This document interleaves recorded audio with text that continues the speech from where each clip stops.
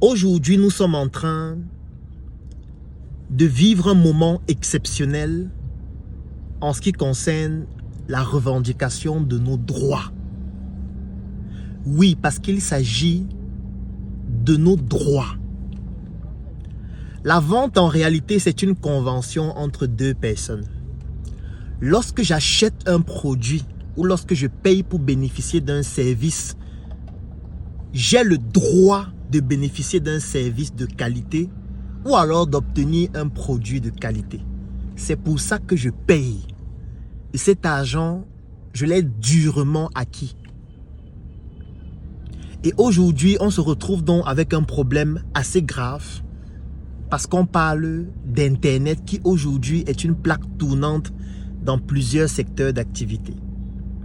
On parle des opérateurs de téléphonie mobile, la qualité de la connexion, le coût de la connexion, principalement. C'est vrai qu'il existe beaucoup d'autres problèmes périphériques, mais voilà les deux principaux problèmes. On est arrivé à un niveau où on n'en peut plus. Et le peuple a décidé de se lever d'un seul homme. C'est pour ça que je dis qu'il s'agit d'une révolution dans la défense de nos droits. Parce qu'aujourd'hui, il n'existe plus de personnes qui viennent dire non, moi je ne manifeste pas parce que je ne me sens pas solidaire, je ne suis pas de telle région, on n'est pas dans le même village, pourquoi moi je suis de tel parti politique. Non, là c'est un problème qui nous touche tous, comme plusieurs autres problèmes d'ailleurs. Et on voit des Camerounais se lever et dire non. Dans une précédente vidéo, je parlais du fait que, ou plutôt je présentais une stratégie en 3 étapes. Parce que j'expliquais que le boycott doit se dérouler en 3 étapes. La première étape, c'est ce que j'appelle le boycott d'indignation. Donc, c'est un boycott qui permet juste de passer un message. Il n'a pas pour objectif de changer les choses. Parce qu'à lui seul, il ne peut pas permettre de changer les choses. C'est un boycott d'indignation qui a été matérialisé par le mot d'avion entre 12h et 14h chaque jour. Comme je le dis, l'objectif de cette première étape du boycott, c'est juste de s'indigner, de passer un message, de faire comprendre qu'on n'en peut plus. La deuxième étape, c'était de penser à des solutions propres à nous-mêmes. Pourquoi pas créer notre propre réseau téléphonique? Pourquoi pas lancer un satellite dans l'espace? Nous ne sommes pas moins intelligents que les autres pour adopter ce type de solution. Et la troisième solution, c'était ce que j'ai appelé la solution en amont, parce que nos propres solutions, j'avais appelé ça la solution en aval. La solution en amont, qui est la troisième étape de la solution, c'est le lobbying politique, afin de pouvoir influencer nos dirigeants et que ces derniers puissent imposer à ces différents acteurs une certaine politique dans la gestion des coûts de la connexion Internet et surtout de la qualité de la connexion pour que le peuple puisse être satisfait. Parce que l'État, c'est chacun d'entre nous. Le problème qui se pose actuellement, c'est le fait que le boycott est en train de se faire de manière anarchique. Qu'est-ce que j'entends par boycott anarchique? Ça veut dire qu'il n'y a pas un contrôle en amont qui permet de pouvoir évaluer les actions qui sont posées et surtout l'efficacité de ces actions.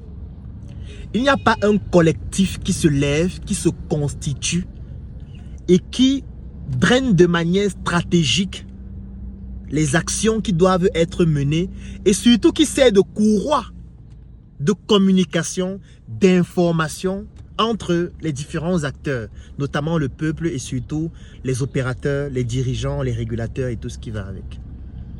Ce qui fait donc en sorte que, au quotidien, on est informé des actions que nous devons mener par-ci, par-là. Parfois, les actions sont contradictoires. Personne ne peut évaluer l'efficacité de ces actions. Et le problème, c'est que le boycott risque de commencer à en pâtir. Et s'il commence à en pâtir, ça veut dire que ça pourrait démontrer notre faiblesse. Et le problème pourrait non seulement s'aggraver, et on n'aurait aucune solution, et on serait comme des personnes ridicules à la fin. Parce que j'ai envie de poser une question.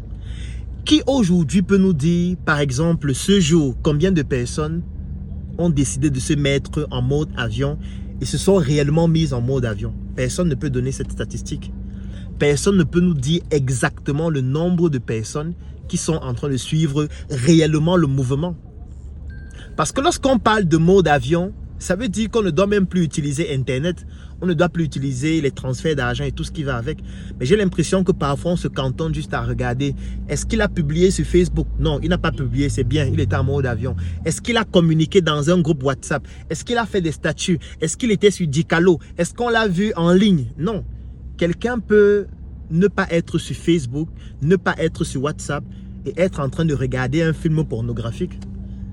Quelqu'un peut être en train de regarder une série sur Netflix à la maison. Et dès qu'il finit de regarder sa série pendant 2 heures, il revient en ligne, dit vraiment le boycott là, j'étais en mode avion, ça ne doit plus continuer comme ça. Aujourd'hui, personne ne peut évaluer l'efficacité du boycott, l'efficacité des actions que nous sommes en train de mettre en place. Et là, nous sommes encore à la première étape seulement du boycott. Parce que moi, quand je vois par exemple la réaction qui est venue de la rencontre entre le ministère de tutelle et les différents acteurs, ça montre quelque chose de subliminal. C'est-à-dire que les Ivoiriens disent souvent, en face, il n'y a pas l'homme. Il n'y a pas l'homme. C'est une manière de dire, ce qu'ils sont en train de faire n'a pas d'impact. Ne peut pas réellement changer les choses. Pourquoi? Parce que ce qui ne s'évalue pas ne s'améliore pas.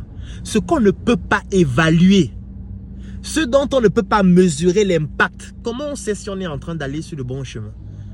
Donc moi, ce que je recommande dans cette vidéo, c'est que nos grands frères, nos aînés, qui ont démarré ce mouvement, puissent former un collectif, puissent se présenter, puissent devenir des interlocuteurs, puissent mesurer les actions que nous sommes en train de mener, afin qu'on puisse avoir des résultats efficaces, pour ne pas mener des actions qui au final n'auront aucun objectif, alors qu'en réalité, la dynamique actuelle est très bonne parce qu'enfin, les Camerounais se mettent ensemble sur une cause qui est juste et qui nous touche tous.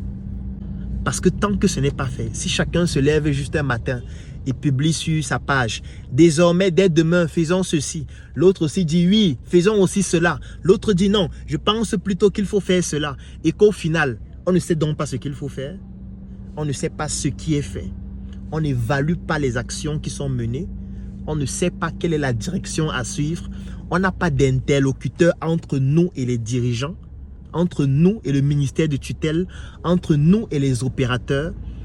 Finalement, nous sommes comme des clowns en fait.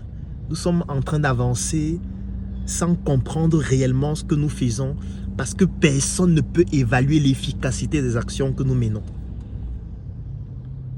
Donc, grands frères, grandes sœurs, chers aînés qui avaient démarré ce mouvement ô combien important et qui ne doit pas seulement se limiter à ce type de problème parce que les problèmes, il y en a plusieurs, mais il faut bien commencer quelque part. Il faut que vous puissiez nous dire clairement quoi faire. Il faut que vous puissiez servir de courroie de transmission. Ça ne peut pas être seulement sur Internet. On ne peut pas faire un boycott qui est seulement sur Internet. On ne peut pas faire un boycott sans dialoguer avec les différentes parties. Ça ne fonctionne pas. Je veux dire, même dans la guerre, pendant que les gens sont en train de s'entretuer, il y a des personnes qui, eux, font du lobbying, vont rencontrer les responsables des ennemis pour essayer de savoir, ok, comment on fait pour arrêter la guerre? Comment on fait pour trouver des compromis? On ne peut pas juste être en ligne, faire nos mots d'avion, discuter entre nous, poser des actions, sans qu'on ait d'interlocuteur qui va aller discuter avec les différentes parties prenantes et nous rendre compte pour qu'on puisse savoir qu'est-ce qu'on fait par la suite. Parce que là, tout le monde est en train de s'émuler de son côté. Chacun essaie de suivre tel qui a dit qu'il faut faire ça, tel qui a dit qu'il faut faire ça. Mais au final, qu'est-ce qu'on fait? Comment on évalue ce qu'on fait? Quels sont les résultats de ce qu'on a déjà fait? Voilà un peu mon plaidoyer avec cette vidéo. Moi, comme je l'ai dit depuis le début, je suis pour le boycott. Nous, on a commencé le boycott. J'ai créé un groupe qui s'appelle les livres du boycott. Ça veut dire que chaque jour, je publie un livre qui est en général l'un de mes livres parce que j'en ai publié plusieurs. Et je recommande aux gens de lire ces livres gratuitement pendant 2 heures de temps par jour pour essayer de trouver quoi faire pendant cette période. Parce que je trouve que c'est bien si pendant au moins 2 heures par jour, on se déconnecte, on lit, on se documente, on nourrit son esprit. Mais après, la suite, c'est quoi? C'est coordonné comment? Comment est-ce qu'on fait pour se rassurer qu'on est en train d'avancer sur le droit chemin? Il ne faudrait pas juste qu'on soit comme des dindons qui avancent sans savoir où ils vont. Et quand on avance sans savoir où on va, ça veut dire qu'à tout moment, un couteau peut sortir et trancher la tête de chacun d'entre nous. Et il ne faudrait pas qu'on mène une action pareille avec le peuple qui est autant mobilisé et au final, on n'arrive pas à un résultat au minimum satisfaisant qui permet d'avoir au moins une once de satisfaction à la fin. Donc, grand frère, aîné, grande sœur, prenez vos responsabilités. Nous, on vous écoute. Ce que vous allez dire, si c'est cohérent, bien sûr, parce que nous aussi, on réfléchit, on va le faire.